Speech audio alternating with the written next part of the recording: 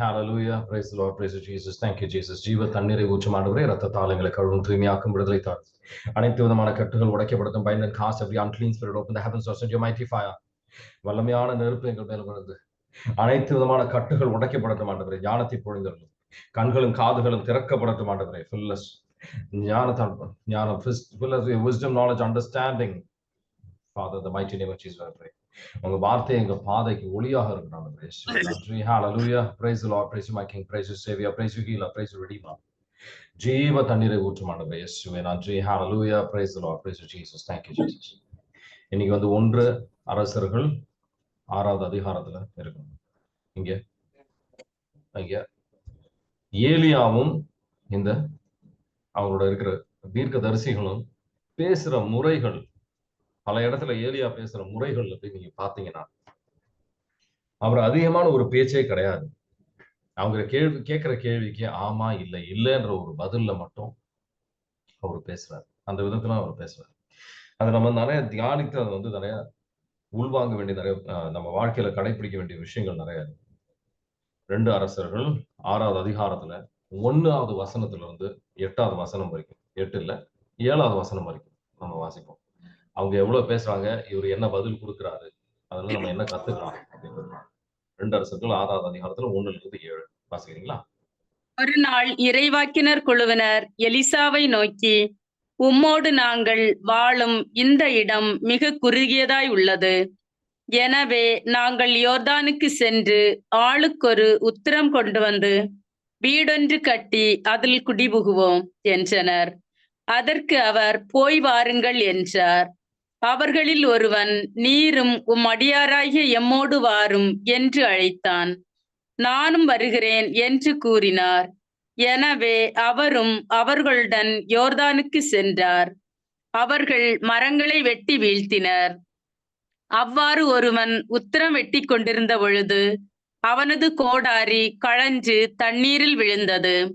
உடனே அவன், ஐயோ என் தலைவரே, இது இரவில் பொருளாயிற்றே என்று கத்தினான். அப்போது கடவுளின் அடியவர், அது எங்கு வீழ்ந்தது என்று கேட்டார். அவனும் அந்த இடத்தை காட்டினான். உடனே எலிசா ஒரு கம்பை வெட்டி அங்கு எரியவே கோடாரியும் மிதக்க தொடங்கியது. ஆமீன். அவர் அதை எடுத்துக்கொள் என்று அவனிடம் கூற அவனும் கை நீட்டி அதை எடுத்துக்கொண்டான். ஆமீன். ஆமீன். இங்க நீங்க கவனிக்க வேண்டிய விஷயம், அவரு பெரிய பெரிய விஷயங்கள்லாம் சரி, போ, நானும் உன்னோட வரேன், அது எங்க விழுந்தது அதை எடு அப்படின்றது பெரிய பேச்சுகள்லாம் கிடையாது. இதெல்லாம் நம்ம ரொம்ப முக்கியமான விஷயம். ரொம்ப நம்ம சமூகத்துல நிறைய பேருக்கு இல்லாத ஒரு விஷயம். நம்ம தேவையற்ற வார்த்தைகள் நம்ம அதிகமா மிகுதியாக பேசுவதனால பலவிதமான பாவங்கள் நம்ம வாழ்க்கையில வந்துகிட்டு இருக்கு அப்படின்றது நம்ம தெரிஞ்சுக்காம இருக்கணும், புரிஞ்சுக்காம இருக்கணும். சீராக்கின் புத்தகம் 20வது அதிகாரத்துல 5வது வசனத்திலிருந்து 8வது வசனம் வரைக்கும் வாசித்தாங்க. நம்ம சைலண்டா இருக்கோம், அமைதியாக இருக்கிறோம் அப்படின்னு சொன்னா ஞானியாக தென்படுவோம். இதே நேரத்துல அதிகமா பேசுறவங்க சில பேர் வெறுத்துருவாங்க, என்ன இவ்வளவு பேசுறாங்க அப்படின்னு. அதுதான் சீராக் ஆகமத்துல போட்டு 20வது அதிகாரத்துல 5வது வசனத்துல இருந்து 8வது வசனம் வரைக்கும் மற்றவங்களை வெறுப்பாங்க. அமைதி காப்போர் ஞானியராக எண்ணப்படுகின்றனர். வாயாடிகள் வெறுப்புக்கு ஆளாகின்றனர். எதை பேசுவது என தெரியாமல் அமைதியாய் இருப்போரும் உண்டு. எப்போது பேசுவது என தெரிந்தவராய் அமைதி காப்போரும் உண்டு. ஞானியர் தக்க நேரம் வரும் வரை அமைதி காப்பர். வீண் பெருமை பேசும் மூடர் சரியான நேரத்தை தவற விடுவர். மட்டுமீறி பேசுவோர் அருவருப்புக்கு ஆளாவர். அதிகாரத்தை தவறாக பயன்படுத்துவோர் வெறுக்கப்படுவர். ஆமீன். ஆமீன். நல்ல கவனமா இருங்க. பேசுற பேச்சு நம்ம ரொம்ப கவனமா இருக்கணும். அதுல நிறைய சண்டைகள் வருவதற்கு வராது. தேவையற்ற விஷயங்கள் மட்டும் பேசணும் அப்படின்னா சண்டை வராது, மற்றவங்களோட உள்ளம் காயப்படாது. இந்த சீராக் ஆகமத்திலேயே 19வது அதிகாரத்துல 6-10 வரைக்கும் வாசிப்போம். பலவிதமான புறங்கூறுதலை வெறுப்போரிடம் தீமைகள் குறையும். உன்னிடம் கூறப்பட்டதை மற்றவர்களிடம் சொல்லாதே. சொல்லாவிடில் உனக்கு ஒன்றும் குறைந்து விடாது. நண்பராயினும் பகைவராயினும் அதை தெரிவிக்காதே. மறைப்பது உனக்கு பாவமானாலொழிய அதை வெளிப்படுத்தாதே. ஆமேன். ஆமீன். அது மற்றவங்களுக்கு வளர்ச்சியா இருந்தா மட்டும் நம்ம அதை வந்து பேசலாம். அந்த வளர்ச்சி கொடுப்பதற்கு ஒரு ஆண்டவர் ஒரு அழைத்துதல் கொடுத்திருந்தாருன்னா நம்ம பேசலாம். ஆனா தேவையற்ற பேச்சுக்கு நம்ம எந்த சூழ்நிலையிலையும் வந்து இடம் கொடுக்க கூடாது. இடம் கொடுக்க கூடாது. அதான் ஆண்டவர் வந்து யாக்கோபின் நூல் 1வது அதிகாரத்துல 19வது வசனத்துல ஆண்டவர் சொல்றாரு, கேட்பதற்கு நம்ம வந்து கூர்ந்து கேட்கணும், கூர்ந்து கவனிக்கணும். மற்றவங்க சொல்றதை நம்ம பல நேரத்துல கவனிக்காமயே நம்ம பேசிட்டு இருக்கோம். மெதுவா தான் வந்து நம்ம பேசுவதற்கு நம்ம தயக்கப்பட்டு தான் பேசுவோம். ஆனா கோவத்துக்கு ரொம்ப ஃபாஸ்டா இருக்கக்கூடாது. அதே மாதிரி தொடக்க நூல் யாக்கோபின் நூல் 1வது அதிகாரத்துல 19வது வசனம் வாசிக்கிறீங்களா? அது பழைய ஆகமத்திலன்றது மட்டும் கிடையாது. புது ஆகமத்திலையும் ஆண்டவர் என் கொடுத்த அன்பார்ந்த வழிகாட்டுதல். சகோதர சகோதரிகளே, என் அன்பார்ந்த சகோதர சகோதரிகளே, இதை தெரிந்து கொள்ளுங்கள். ஒவ்வொருவரும் கேட்பதில் வேகமும் பேசுவதில் சினங்கொள்வதிலும் தாமதமும் காட்ட வேண்டும். ஆமேன். ஆமீன். பலவிதமான தப்புகள் இது வழியாக வருகின்றன. பேசுறது மட்டும் கம்மி பண்ணாவே பலவிதமான பாவங்கள் நம்ம விட்டு விலகி நிக்கலாம். பலவிதமான தீமைகள் இது வழியாக வருகின்றன. ஆண்டவர் சொல்றாரு, ஒரு வார்த்தைக்கும் நம்ம வந்து கணக்கு கொடுக்க வேண்டியிருக்கும். மத்தேயு 12வது அதிகாரத்துல 36, 37 எடுத்து வாசிப்பாரு. ஒரு வார்த்தைக்கும் அந்த அளவுக்கு முக்கியம் நம்ம வார்த்தைகள். அது அந்த வாள் மாதிரி மற்றவங்களோட உள்ளத்தை வந்து காயப்படுத்தக்கூடிய வார்த்தைகள். ரொம்ப கவனமா இருக்கணும். மத்தேயு 12வது அதிகாரத்துல 36, 37. நான் அது சும்மா தான் சொன்னேன். தெரியாம சொல்லிட்டேன். மனிதர் பேசும் ஒவ்வொரு வீண் வார்த்தைக்கும் தீர்ப்பு நாளில் கணக்கு கொடுக்க வேண்டும் என உங்களுக்கு சொல்கிறேன். உங்கள் வார்த்தைகளை கொண்டே நீங்கள் குற்றமற்றவர்களாக கருதப்படுவீர்கள். உங்கள் வார்த்தைகளை கொண்டே குற்றவாளிகளாகவும் கருதப்படுவீர்கள். ஆமேன். ஆமேன். இது ரொம்ப முக்கியமான விஷயம். நம்ம தீர்ப்பு நாளில் எல்லா வார்த்தைகளும் கணக்கு கொடுக்கணும். அந்த அளவுக்கு வந்து முக்கியமான அந்த வார்த்தைகள் அப்படிங்கிறது சாதாரணமான விஷயம் கிடையாது. அப்ப எந்த மாதிரி வார்த்தைகள் நம்ம பேசணும்னு ஆண்டவர் சொல்றாரு. எபேசியர் 4வது அதிகாரத்துல 29, 30. நல்ல மற்றவர்களுக்கு ஒரு வளர்ச்சி கொடுக்கிற மாதிரி, கிருபை அவங்க வாழ்க்கையில வர மாதிரி நம்ம பேசணும். அவங்க வந்து ஆண்டவரை நெருங்கி வருகின்ற விதத்தில் நம்ம பேசணும். வாசிக்கிறீங்களா? எபேசியர் 4வது அதிகாரத்துல 29, 30. ஆனா எதை நம்ம பேசிட்டு இருக்கோம்? கெட்ட வார்த்தை எதுவும் உங்கள் வாயினின்று வரக்கூடாது. கேட்போர் பயனடையும்படி தேவைக்கு ஏற்றவாறு அருள் வளர்ச்சிக்கேற்ற நல்ல வார்த்தைகளையே பேசுங்கள். கடவுளின் தூய ஆவியாருக்கு துயரம் அறிவிக்காதீர்கள். மீட்பு நாளை முன்னிட்டு உங்கள் மீது பொறிக்கப்பட்ட முத்திரையாக அவர் இருக்கிறார். ஆமீன். ஆமீன். அந்த மாதிரி தேவையற்ற விஷயங்கள் பேசும்போது ஆண்டவர் ஆவியானவரை நம்ம வேதனைப்படுத்த வைக்கிறோம், வேதனைக்கு உள்ளாக்குகின்றோம் அப்படின்ற புரிந்து கொள்ள ஆண்டவரை. இதே நம்ம விலை உயர்ந்த ஆண்டவருக்கு ஏற்றபடியான விஷயங்கள் பேசணும் அப்படின்னு சொன்னா அதோட விளைவு என்ன? தேவை இருக்கின்ற விஷயங்கள் மட்டும் பேசணும். ஞானின்றது மற்றவங்க சிந்திப்பாங்கிறது மட்டும் கிடையாது. ஆண்டவர் கண்ணில் எந்த அளவுக்கு இது விலை உயர்ந்தது அப்படின்னு யோசிச்சு பாத்தீங்கன்னா, எரேமியா 15வது அதிகாரத்துல 19வது வசனத்தை எடுத்து வாசிப்பாருங்க. எரேமியா புத்தகம் 15வது அதிகாரத்துல 19வது வசனம். விலை உயர்ந்ததை நம்ம பேசுவோம். ஆண்டவர் வார்த்தையை பத்தி நம்ம பேசுவோம்.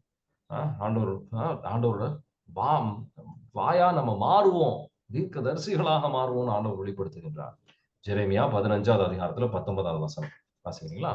எனவே ஆண்டவர் கூறுவது இதுவே: நீ திரும்பி வந்தால் நான் உன்னை முன்னைய நிலைக்கு கொண்டு வருவேன். என் முன் வந்து நிற்பாய். பயனில் நீக்கி பயனுள்ள பேசின் நீ என் இறைவாக்கினனாக இருப்பாய். அவர்கள் உன்னிடம் திரும்பி வருவார்கள். நீ அவர்களிடம் திரும்ப வேண்டாம். ஆமேன். ஆமேன். அதனால பேசுற விஷயத்துல ரொம்ப கவனமா இருக்கணும். சாதாரணமான விஷயமா நம்ம கருதக்கூடாது. எல்லா நாளும் நம்ம செய்யற விஷயமா இருக்கலாம். ஆனா பேசுற விஷயத்துல ரொம்ப கவனமா இருக்கணும். ஆனா நம்மளால இந்த நாவை கட்டுப்படுத்த முடியுமா? சில நேரத்துல நமக்கு நான் இவ்வளவு பேசுற மாதிரி ஒரு ஆளா இருக்கேன், என்னால இது கட்டுப்படுத்த முடியுமா அப்படின்னு யோசிக்கும் போது யாக்கோபின் நூல் 3வது அதிகாரத்துல ஆண்டவர் என்ன வெளிப்படுத்துகின்றார்? பலவிதமான விலங்குகளை நம்ம கட்டுப்படுத்தி இருக்கிறோம், மனிதன் கட்டுப்படுத்தி இருக்கிறான். ஆனா இந்த நாவை கட்டுப்படுத்த முடியாதுன்னு தான் போட்டிருக்கும். யாக்கோபின் நூல் 3வது அதிகாரத்துல 7ம் 8ம் வாசிக்கிறீங்களா? காட்டில் வாழ்வன, பரப்பன, ஊர்வன, கடலில் வாழ்வன ஆகிய எல்லா உயிரினங்களையும் மனிதர் அடக்கிவிடலாம், அடக்கியும் உள்ளனர். ஆனால் நாவை அடக்க யாராலும் முடிவதில்லை. ஆமென். நாவை அடக்க யாராலையும் முடியாதுன்னு தான் அங்க போட்டிருக்கு. அப்ப ஆண்டவர் நிறைவாக, விண்ணக தந்தை நிறைவாக இருப்பதை போல் நீங்களும் நிறைவாக இருங்க, நாவை கட்டுப்படுத்துங்க அப்படின்னு சொல்லும் போது அது எப்படி நம்ம செய்யறது? ஆண்டவர் ஏதாவது சொல்றாருன்னா அதுல ஒரு விஷயம் இருக்கும், நம்மளால அதை கடைபிடிக்க முடியும்.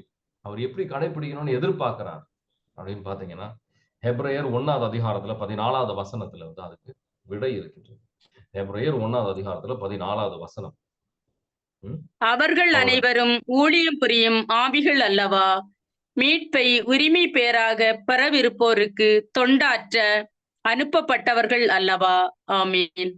எந்த ஆவிகள்? ஏஞ்சல்ஸ பத்தி அவர் பேசுறாரு.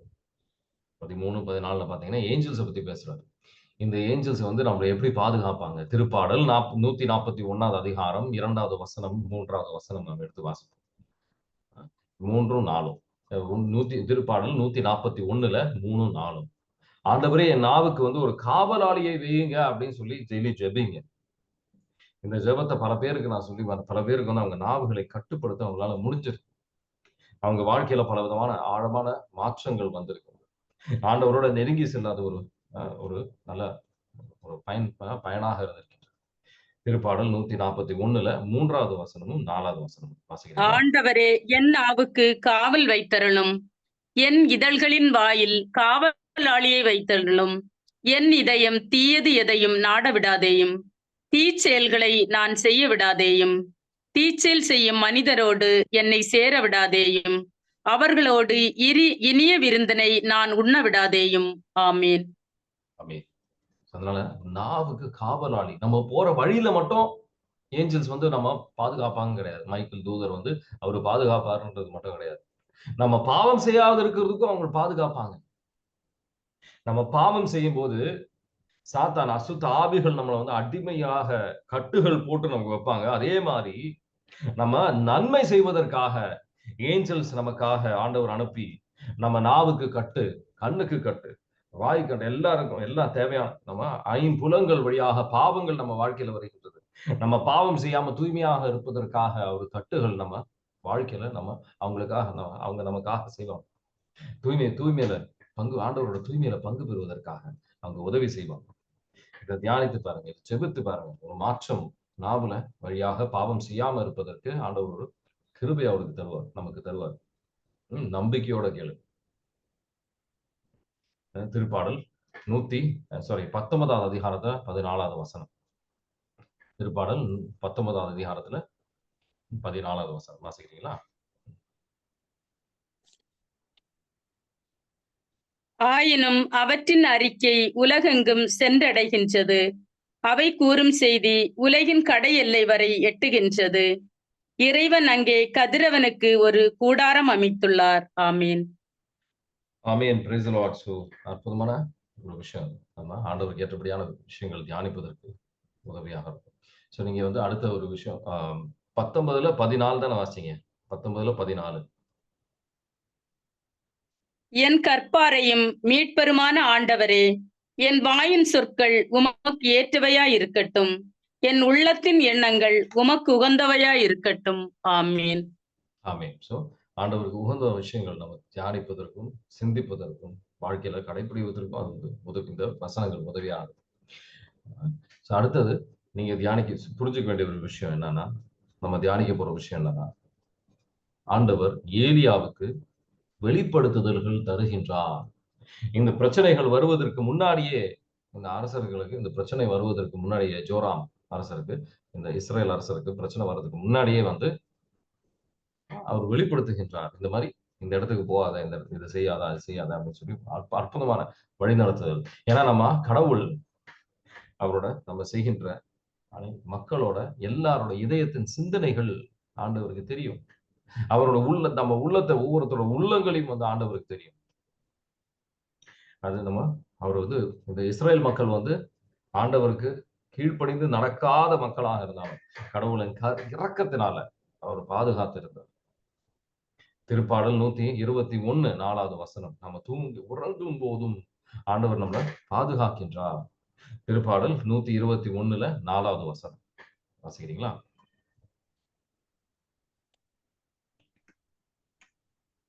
இதோ இஸ்ரவேலை காக்கின்றவர் கண் அயர்வதும் இல்லை, உறங்குவதும் இல்லை. ஆமீன். ஆமீன். ஆனா நமக்கு இது வாசிக்கும் போது நமக்கு என்ன தோணும்? ஏலியாவுக்கு சொன்னதை போல் நமக்கும் ஆண்டவர் சில வெளிப்படுத்துதல்கள் தந்திருந்தாருன்னா நல்லா இருக்குமே. நடக்கிறதுக்கு முன்னாடி, இந்த பிரச்சனை வருவதற்கு முன்னாடியே ஆண்டவர் நமக்கு வெளிப்படுத்த ஆரம்பிக்கிறாருன்னா அற்புதமா இருக்குமா இல்லையா? கொஞ்சம் யோசிச்சு பாருங்க. ஒரு பிரச்சனை வருவதற்கு முன்னாடியே ஒரு தீர்க்கதரிசியாக தான் ஆகணும்னு அவசியம் கிடையாது. ஆண்டவரின் வார்த்தை நமக்கு பாதைக்கு ஒளியாக இருக்கின்றது. ஆண்டவரின் வார்த்தை. திருப்பாடல் 119வது சங்கீர்த்தனத்துல 105வது வசனத்தை எடுத்து வாசிப்பாங்க. திருப்பாடல் 119ல என் காலடிக்கு உம் வாக்கிய விளக்கு, என் பாதைக்கு ஒளியும் அதுவே. ஆமீன். அதனால நம்ம செல்கின்ற பாதை எப்படி போகணும் அப்படின்னு சொல்லி ஆண்டவர் வார்த்தை வழியாக நம்ம வழி நடத்துவா. கரெக்டா சென்று கொண்டிருக்கின்றோமா? அதை மட்டும் நம்ம சீர்தூக்கி பார்த்தா போதும். நம்ம வாழ்க்கையில இருக்கிற அனைத்து பிரச்சனைகளுக்கும் தீர்வு நமக்கு கிடைக்கும். ஆனா ஆண்டவரின் வார்த்தை நம்ம அந்த அளவுக்கு வாசிக்கிறோமா? இல்ல. பிரச்சனைகளுக்கு நம்ம எல்லா பிரச்சனைகளுக்கும் தீர்வு வரும். நம்ம ஜெபிக்கிறோம். ஆனா ஆண்டவர் வார்த்தையை வாசிக்கிறது கிடையாது. எப்படி ஆண்டவர் பேசுறதை நம்மளால கேட்க முடியும்? அவர் பாதைக்கு நமக்கு ஒளி எப்படி காட்ட முடியும்? ஆண்டவரோட வார்த்தை தான் டார்ச்.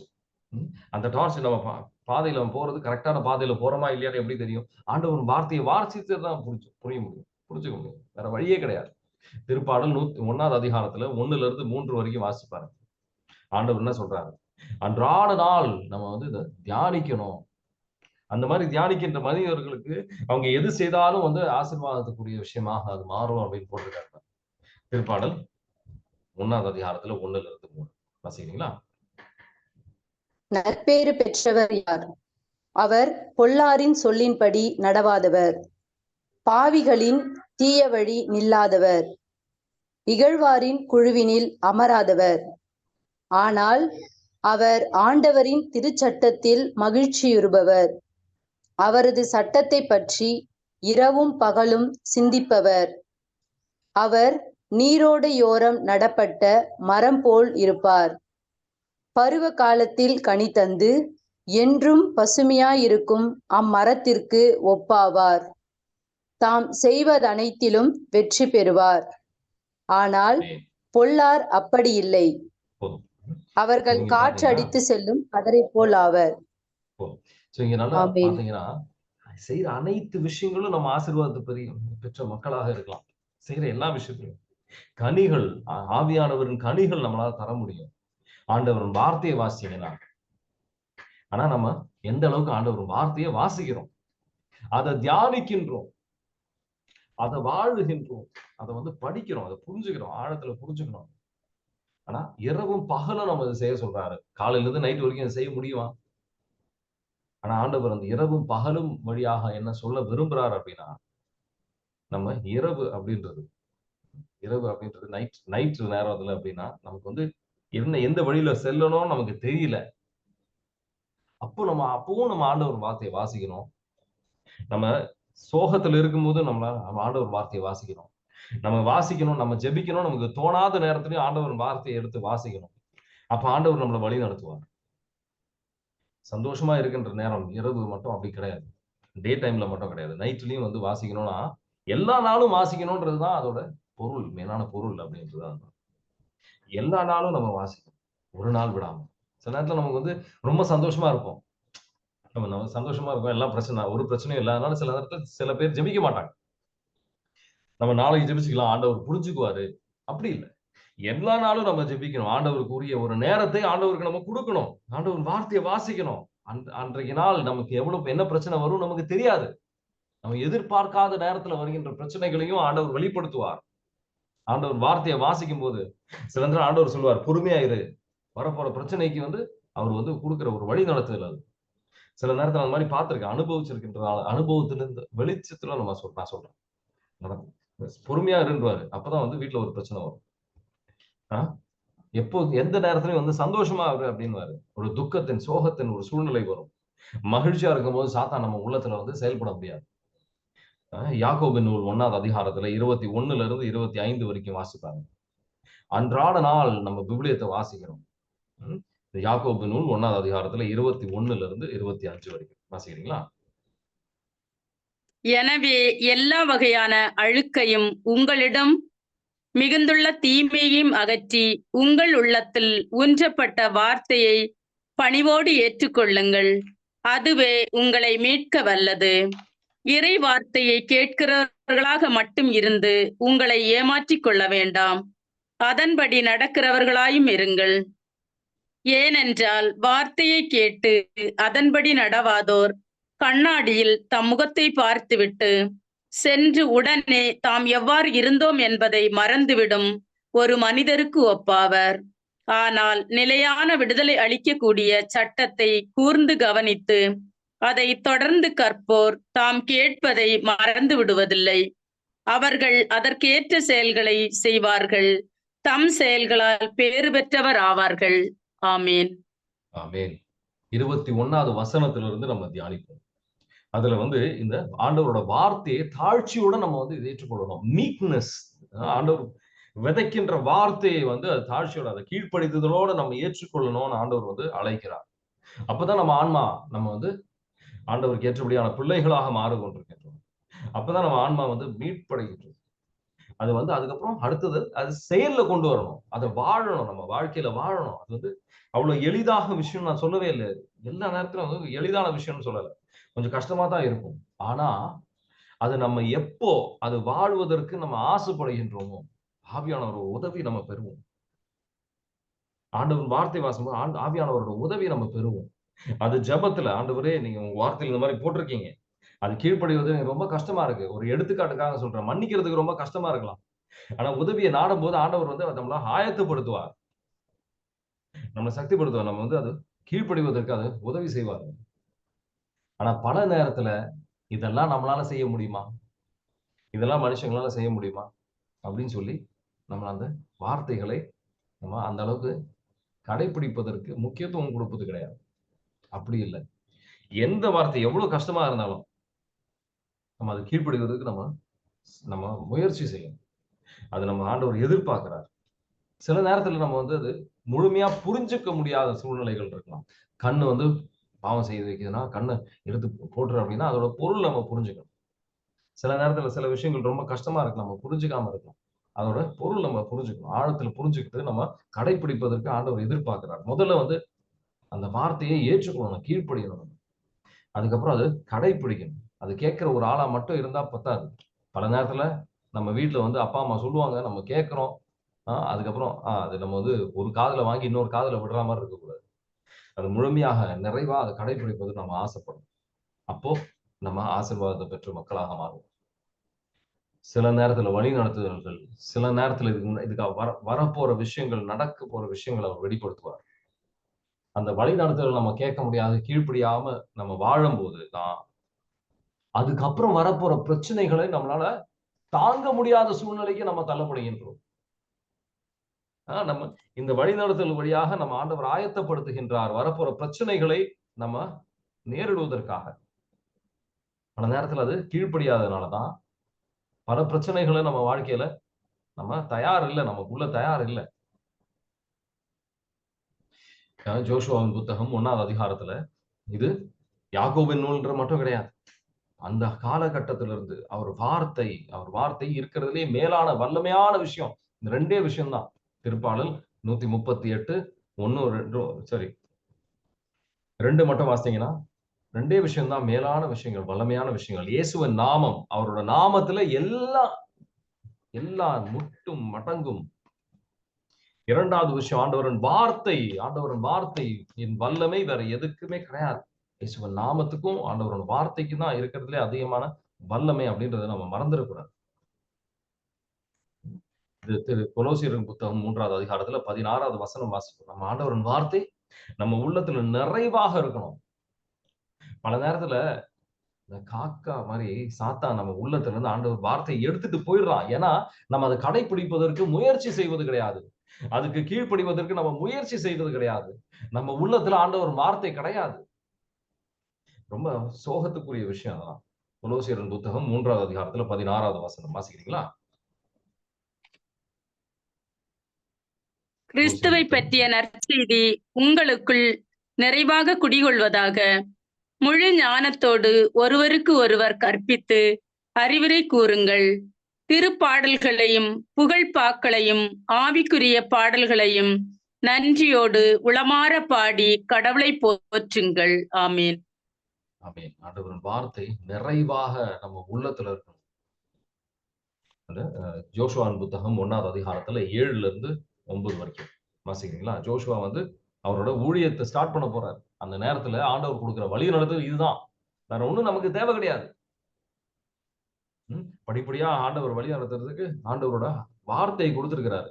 ஏன்னா அது ஆவியானவரால நிரப்பப்பட்டிருக்கின்றது ஆண்டவரின் வார்த்தை. அதனாலதான் வாசிக்கிறீங்களா? ஜோஷுவாவின் புத்தகம் 1வது அதிகாரத்துல 7ல இருந்து 9 வரைக்கும். திடமும் உறுதியும் கொண்டு என் ஊழியன் மோசே கட்டளையிட்ட எல்லா சட்டங்களையும் கடைபிடிப்பதில் கவனமாயிரு. நீ அதனின்று வலப்புறமோ இடப்புறமோ திரும்பாதே. அப்பொழுது நீ செல்லும் வழியெல்லாம் வெற்றி பெறுவாய். இந்த திருச்சட்ட நூலை உன் முன்னின்று அகற்றாதே. இரவும் பகலும் இதனை தியானம் செய்து இதில் எழுதியுள்ள அனைத்தையும் கடைபிடிப்பதில் கவனமாயிரு. அப்பொழுதுதான் நீ செல்லும் இடமெல்லாம் நலம் பெறுவாய், வெற்றி காண்பாய். நான் உனக்கு கட்டளையிடவில்லையா? வீறுகொள், துணிந்து நில், அஞ்சாதே, கவலைப்படாதே. ஏனெனில் உன் கடவுளும் ஆண்டவருமான நான் நீ செல்லும் இடமெல்லாம் உன்னோடு இருப்பேன். ஆமீன். ஆமீன். இதுல 2 விஷயங்கள் நம்ம கவனிக்க வேண்டியது என்னன்னா, இடது பாரமும் அந்த சைடும் இந்த சைடு திரும்பக்கூடாது. அந்த காட்டுகின்ற பாதை குறுகிய பாதை. ரொம்ப எளிதாகலாம் இருக்கும் ஆண்டவர் என்னைக்குமே சொல்லல. குறுகிய பாதையில் இடது பக்கமோ அந்த பக்கமோ இந்த பக்கம்லாம் திரும்பாம அவர் காட்டுகின்ற பாதையில நம்ம செல்லணும். ரொம்ப இதுல சொல்லியிருக்கின்ற அனைத்து விஷயங்களையும் கடைபிடிக்கணும். சில விஷயங்கள் எனக்கு பிடிக்கல, என்னால முடியல அப்படின்னு சொல்லி விட்டுறக்கூடாது. இல்ல, அப்படி இல்லை.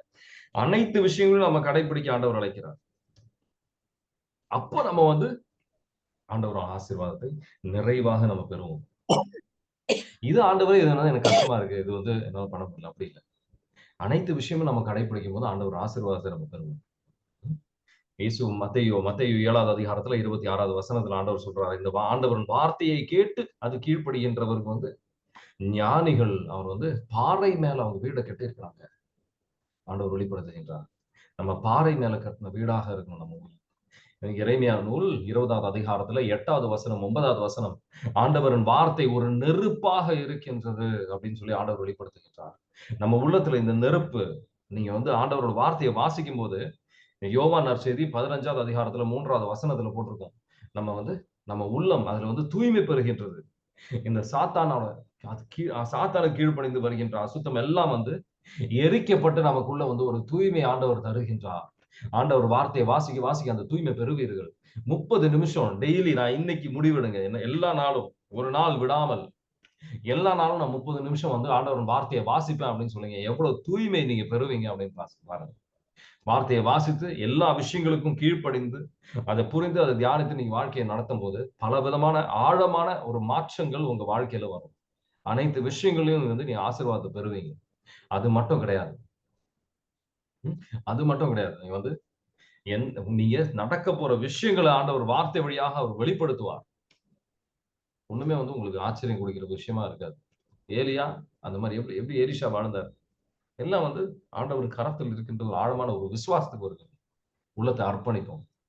ஆண்டவர் இந்த கிருபை, இது ஒரு கிருபை. ஆண்டவரின் வார்த்தைக்கு ஒரு தாகம் இருப்பது அது ஒரு கிருபை, ஒரு மேலான ஒரு கிருபை. அது கேளுங்க. ஆண்டவரே உங்க வார்த்தைக்கான ஒரு தாகத்தை கேளுங்க. எல்லா நாளும் 30 நிமிஷம் ஏன் அப்படி சொல்றேன்னா, திருச்சபை வழியாக நமக்கு ஒரு இன்டெலிஜென்ஸ் கழுவாயாக மாறும். நம்ம செய்கின்ற பாவத்திற்கு ஒரு கழுவாயாக மாறுகின்ற ஒரு விஷயம். நம்ம இன்டெலிஜென்ஸ் பெறலாம் இது வழியாக. 30 நிமிஷம் எல்லா நாளும் நான் 30 நிமிஷம் விபிலியத்தை எடுத்து வாசிப்பேன் அப்படின்னு சொல்லும்போது, நம்ம வந்து தூய்மைப்படுத்தப்படுகின்றோம். ஞானத்துல நிரப்பப்படுகின்றோம். ஞானத்தை பெறணும்னு ஆசைப்படுறீங்கன்னா ஆண்டவர் வார்த்தையை வாசிப்பார். ஞானத்துல நிரப்பப்படுகின்றோம். அசுத்தம் எல்லாம் நீங்குது. நம்ம வந்து ஞானத்தை பெற முடியும். அது கீழ்ப்படியும் போது நம்ம ஆண்டவர் பிள்ளையாக மாறுகின்றோம். நம்ம வரப்போற விஷயங்கள் எல்லா பிரச்சனைகளுக்கும் வந்து ஒரு தீர்வை ஆண்டவர் தருவார். நம்மளை ஆயத்தப்படுத்துவார். ரத்தத்தால் எங்களை கழுவும் ஆண்டவரை, தூய்மையாக்கும். வார்த்தைக்கான ஒரு தாகத்தை தாரும் ஆண்டவரை. அனைத்து விதமான கட்டுகள் உடைக்கப்படுத்தும். Bind and cast every unclean spirit, எல்லா அசுத்த ஆவிகளும் கட்டி நிர்மலமாக்கப்படுத்தும். சமாதானத்தின் ஆவி எங்கள் உள்ளத்தில் ஊடுருவி செல்லட்டும் ஆண்டவரே. இயேசுவே நன்றி. ஹalleluya. Praise the Lord. Praise you my King. Praise you Savior. Praise you healer. Praise you Redeemer. Amen. God bless you. Have a nice day.